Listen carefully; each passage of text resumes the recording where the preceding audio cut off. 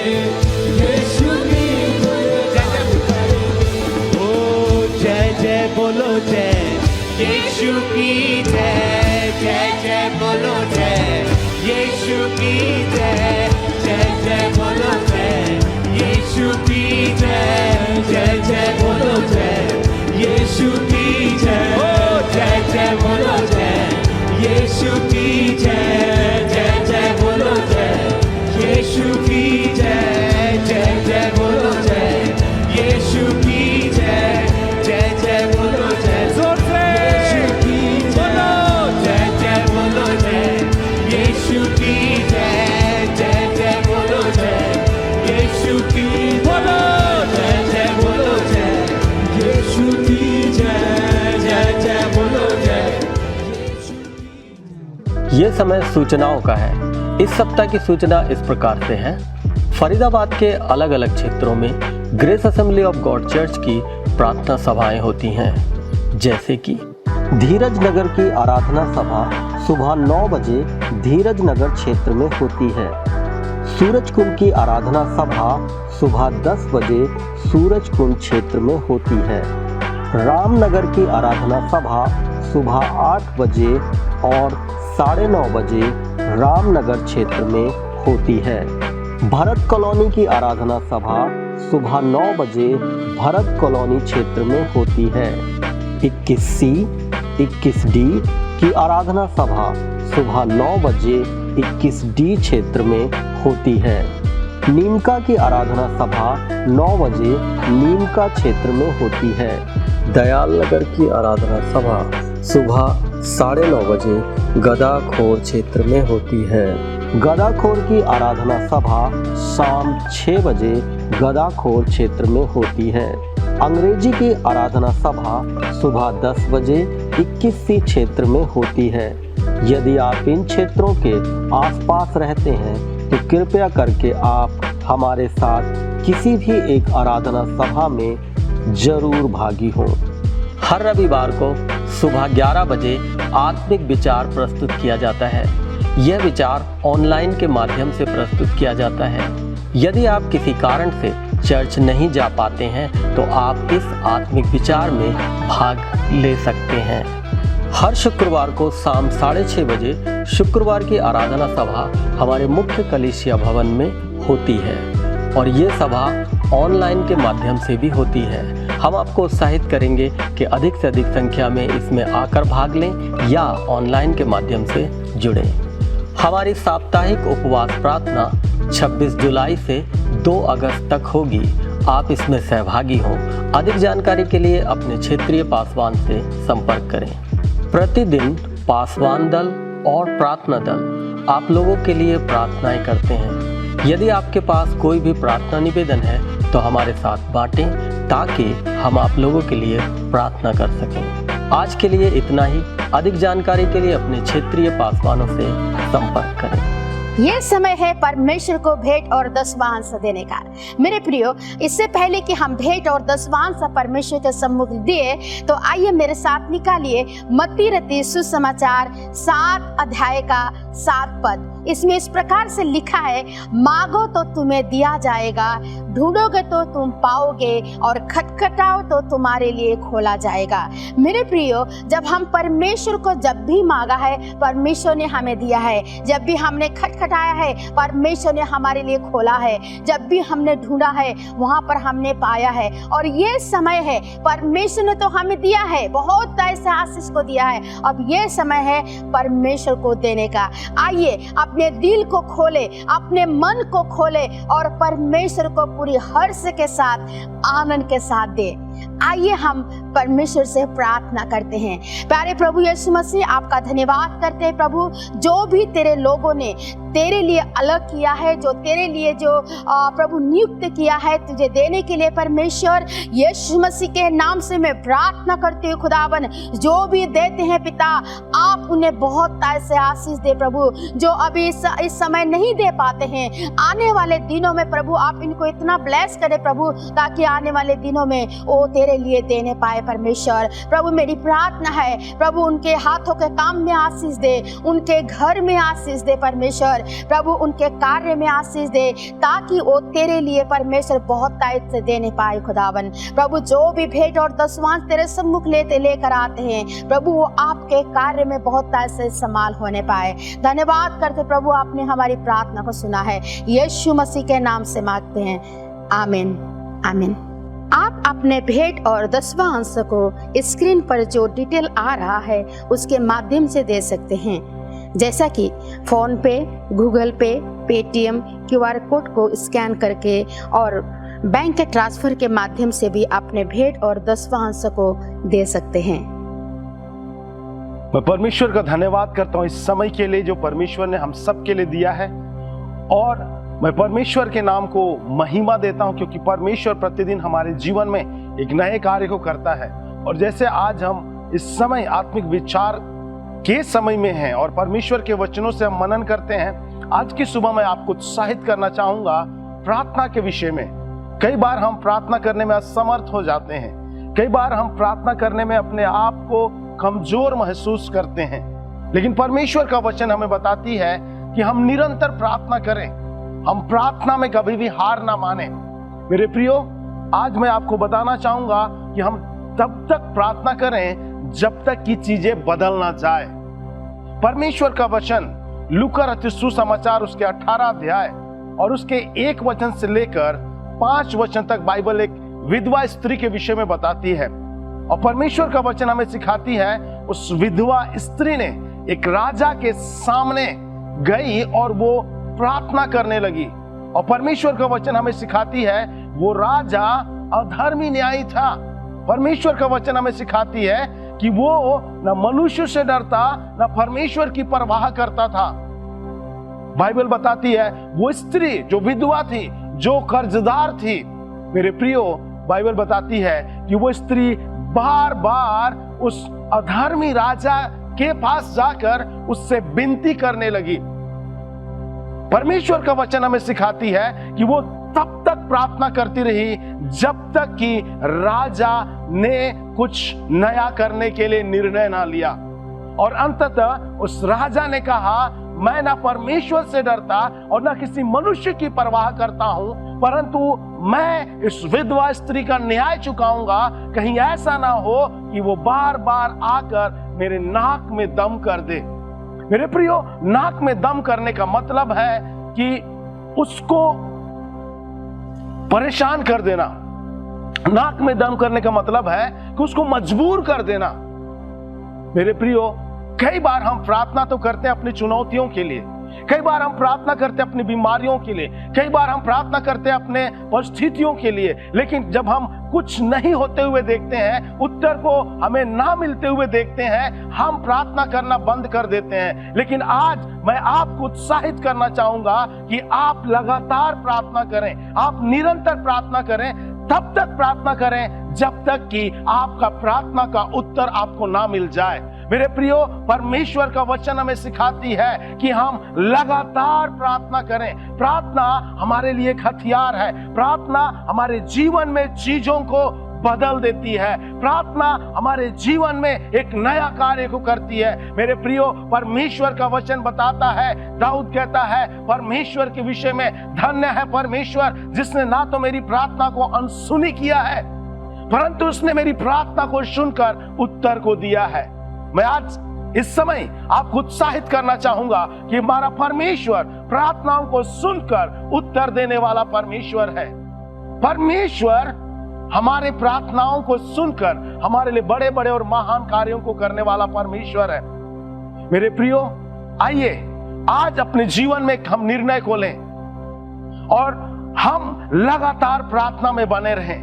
हम जब तक प्रार्थना करें, हम तब तक प्रार्थना करें जब तक कि चीजें बदल ना जाए।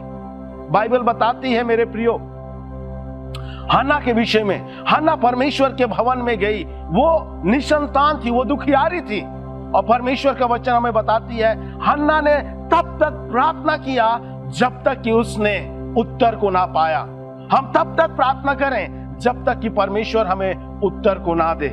जब आप प्रार्थना करोगे, आप चीजों को बदलते हुए देखोगे। बाइबल बताती है विश्वास करने वालों के लिए कुछ भी कठिन नहीं है। यदि आप विश्वास करते हैं कि परमेश्वर आपकी प्रार्थनाओं का उत्तर देने वाला परमेश्वर है, आज अपने आप को जांचें, आज अपने आप को परखें और एक बार फिर से अपने उन परिस्थितियों के लिए प्रार्थना करें जिसका आप सामना कर रहे हैं। आप उन शत्रुओं के विरुद्ध में यीशु मसीह के नाम में खड़े हो जाएं और उन शत्रुओं के अगेंस्ट में आकर आप प्रार्थना करें। आप उन शत्रुओं के ऊपर विजय को पाएंगे। प्रभु का वचन कहता है, यिर्मयाह की पुस्तक उसका 33 अध्याय और उसके 3 वचन में इस प्रकार से लिखा है, प्रभु कहता है मुझसे मांग, मुझसे प्रार्थना कर और मैं तेरी सुनकर तुझे बड़ी बड़ी और कठिन बातें बताऊंगा जिन्हें तू अभी नहीं जानता है।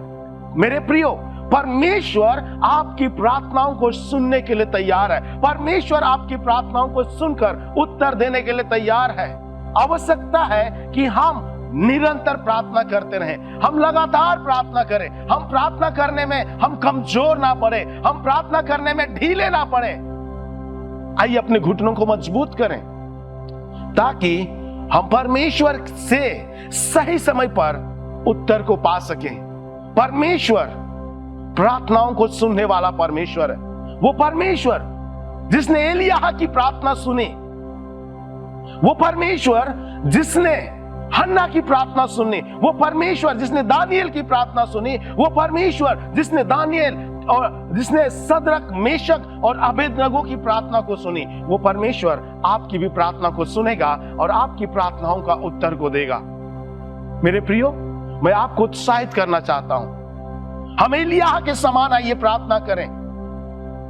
एलिय्याह तब तक प्रार्थना करता रहा जब वो कर्मेल पर्वत में था, जब तक कि उसने एक छोटे बादल को देख नहीं लिया। और जब वो छोटे बादल को देखा, वो अपने रथ को तैयार किया और पर्वत पर से उतरकर वो भाग पड़ा। मेरे प्रियो, मैं आज आपको उत्साहित करना चाहूंगा, आइए हम प्रार्थना करें, हम अपने जीवन में प्रार्थना को महत्व दें, परमेश्वर के वायदे के अनुसार हम प्रार्थना करें।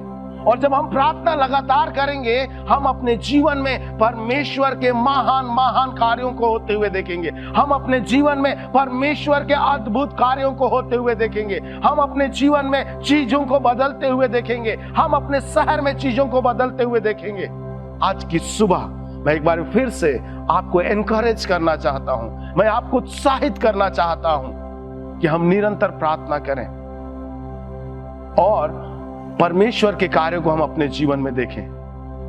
जब आप प्रार्थना करेंगे मेरे प्रियो, आप अपने जीवन के हर क्षेत्र में, अपने पारिवारिक में, अपने परिवार में, अपने बच्चों के लाइफ में, अपने व्यवसाय में, अपनी कमाई में, आप अपने व्यक्तिगत जीवन में प्रभु के महान कार्यों को देखेंगे। जैसे एलिय्याह ने प्रभु के महान कार्यों को देखा, जैसे दानियेल ने प्रभु के महान कार्य को देखा, जैसे सिलास और पौलुस ने परमेश्वर के महान कार्य को देखा। चाहे आपकी जीवन की परिस्थिति कुछ भी क्यों ना हो, आप अपने जीवन में हार ना माने, परंतु प्रार्थना में लगे रहें। जैसे आरंभ की कलीसिया ने प्रार्थना किया, वो लगातार प्रार्थना में बने रहे। जब पतरस बंदीगिरी में था और जब वो प्रार्थना करते रहे, लौ लगाकर प्रार्थना करते रहे, बाइबल बताती है कि पतरस बंदीगिरी से बाहर निकल आया। सदरक, मेशक, अबेदनगो ने प्रार्थना किया। मेरे प्रियो, उन्होंने चीजों को बदलते हुए देखा। जब सिलास और पौलुस ने प्रार्थना किया, उन्होंने बंदीगिरी की नींव को हिलते हुए देखा। आज आपसे मेरा सवाल है, क्या आप भी अपने जीवन में परिस्थितियों का सामना कर रहे हैं? क्या आप भी अपने जीवन में समस्याओं को झेल रहे हैं? क्या आप भी अपने जीवन में कमजोर हो गए? क्या आपका आत्मिक स्तर कमजोर हो गया है? आज मैं आपको उत्साहित करना चाहूंगा, प्रार्थना में कमजोर ना हो, लगातार प्रार्थना करें। जैसे बंदीगिरी की नींव हिलाई गई, वैसे ही आप चीजों को हिलते हुए देखेंगे, आपकी परिस्थितियों को आप भागते हुए देखेंगे और प्रभु यीशु मसीह के नाम में आप आजादी को देखेंगे, आप सफलता को देखेंगे, आप समृद्धि को देखेंगे, क्योंकि हमारा परमेश्वर आश्चर्य कर्मों का परमेश्वर है। आइए इस आगे बढ़ने के वर्ष में हम अपने प्रार्थना के स्तर में निरंतर आगे बढ़ें। हर दिन हम प्रार्थना में एक स्तर आगे बढ़ें, जिससे परमेश्वर की महिमा को हम देख सकें। मेरे प्रियो, आज की सुबह एक बार फिर से मैं आपको उत्साहित करना चाहूंगा कि आइए हम एक मन हो, एक आत्मा हो, एक हृदय हो और प्रार्थना को प्राथमिकता दें, जिससे परमेश्वर की महिमा हमारे जीवन में बनी रहने पाए। प्रभु आप सबके जीवन में आशीष को दे। आइए हम प्रार्थना करें। सामर्थी परमेश्वर, यीशु मसीह के सामर्थी नाम में हम आपके धन्य चरणों में आते हैं राजा, और प्रभु तेरे नाम को हम ऊंचा उठाते हैं, तुझे धन्यवाद देते हैं प्रभु कि तूने परमेश्वर हमारी प्रार्थनाओं को प्रभु तू सुनता है प्रभु, और तू हमारी प्रार्थनाओं को सुनकर उत्तर को देता है प्रभु। तू वो परमेश्वर है प्रभु जो तू हमें कभी कमजोर नहीं होने देता, तू कभी हमें निर्बल नहीं होने देता, परंतु प्रतिदिन हमें एक नई सामर्थ्य को देता है प्रभु। आज मैं उन सब लोगों के लिए प्रार्थना करता हूं परमेश्वर, जो इस समय प्रभु जी इस विचार को प्रभु सुन रहे हैं और अपने जीवन में लागू कर रहे हैं परमेश्वर पिता। होने दे प्यारे प्रभु जी कि प्रभु उनका प्रार्थना का जीवन प्रभु मजबूत बनने पाए परमेश्वर, और प्रभु वो निरंतर तुझसे प्रार्थना करे प्रभु। और जब वो प्रार्थना करेंगे प्रभु, मैं विश्वास करता हूं प्रभु तू अपने वायदों को पूरा करेगा उनके जीवन में। प्यारे प्रभु जी, मैं आपका धन्यवाद करता हूं कि आपने प्रार्थना का उत्तर को दिया है। यीशु मसीह के नाम में मांगते हैं, आमीन।